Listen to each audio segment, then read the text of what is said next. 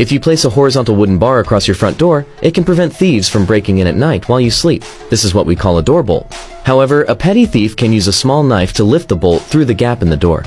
You come up with the idea of carving a downward-facing groove into the wooden bar, creating a mortise for the bolt, and inserting a half piece of wood into the groove so that it fits perfectly against the mortise.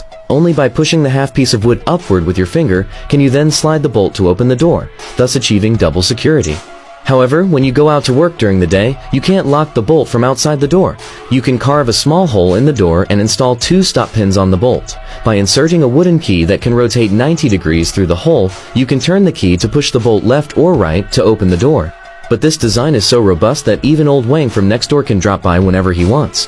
Then you come up with the idea of carving multiple teeth on the key, creating differences by designing the height and width of each tooth. Inside the lock body, you carve matching pins that correspond to the key. One end of each pin rests in a groove on the bolt. When the key is inserted into the keyhole, it lifts all the pins, causing them to disengage from the bolt's groove. Then, by turning the door ring, the gear inside the ring moves the bolt, unlocking the door. Congratulations, you have invented the ancient wooden pin lock, which is also the prototype of the modern mechanical lock. Although it has been replaced, the ingenious design and cultural value it embodies continue to inspire us.